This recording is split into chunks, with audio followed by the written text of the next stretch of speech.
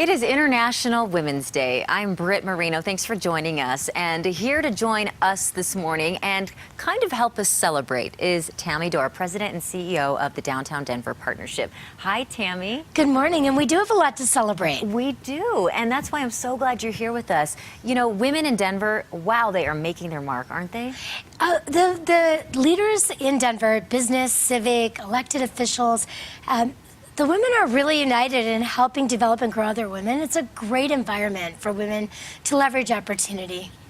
Do you think that we have overcome all our obstacles here? Well, I think that it's a continuum. Yes. We are just launching a really exciting project. How do you build a city for women as an economic imperative? And the goal is to sort of flip the messaging a bit and the approach in the sense that we know, half of our workforce is women. We are the only country in the world that is actually losing women from the workforce per capita. Oh, wow. And with the low unemployment rates we have right now, especially in Colorado, it's critical that we keep women in the workforce and we help them continue to grow and move through their career in the workforce. You know, you wrote a fascinating article that I was actually reading last night in preparation for this, and you're talking about transportation challenges here in the Mile High City, specifically for women. Can you explain what this means for some of us? Well, when we look at how you physically build a city, you're really designing how people move around it, whether it's through transit, how they're walking, the amenities that they use. Women actually take 15% more separate trips per day than men. It's called trip chaining. Well, when you're making that many more trips, the way in which you use transit is different. So we're working to continue to look at what options and mobility options exist that can help people trip chain throughout the day. And when that is equalized, then it gives women more opportunity, more time in their day, more access to transit to also build their career. Do you have an example of how you guys might mitigate that?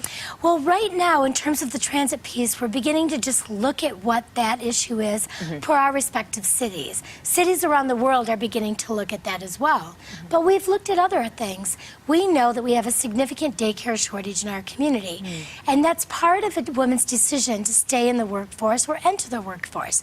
So how do we begin to look at co-opting the public sector, private nonprofits, and the private sector to expand the daycare network for working women? It is and not men, easy. certainly, but we do know that women tend to be the primary care workers in a household. I think I read something interesting as well in your article saying, you know, sidewalks really aren't designed wide enough for women. And hold on, before you hate on me for this, in the sense that women have strollers a lot of times, and the sidewalk can't even fit, you know, a stroller. So it's important to look at all the different ways that people use a city.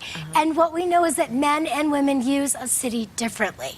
And the questions we have to ask is, how are we designing physically a city? And what are women's needs in terms of how they move around? Think about safety, security, sight lines, access to amenities, transit. The list is long, and we're beginning to explore all of those so that we have an equitable place-based economic development strategy. Is there a city in the nation in which you say, you know what, we want to model ourselves after that city? Well, we would love to say there is, because there's one thing about Denver and Colorado for that matter. We always look for best practices and build on those. But 95% of the cities in the U.S. have, actually in the world, have plans for their whole city and how it is to be built out.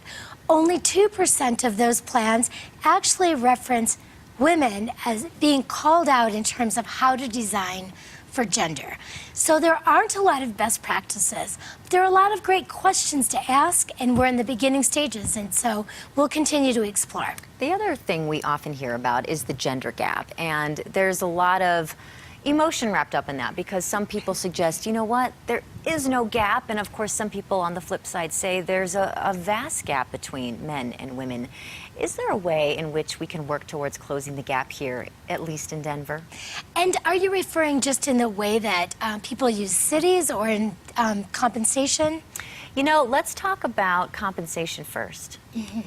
So one of the things that I think is important to really explore, and you've seen it done throughout the country, is transparency in wage reporting. And this doesn't mean issuing a list of every individual's person's wages. However, there's an opportunity for companies to issue, on average, what are women being paid in a company and what are men being paid in a company. And that helps you understand what rank they have in the company, Okay. as well as how they're being paid in direct comparison to their peers. We also know that data shows that when wage transparency exists, and that is reported, that companies work quickly and readily and eagerly to actually balance that wage differential.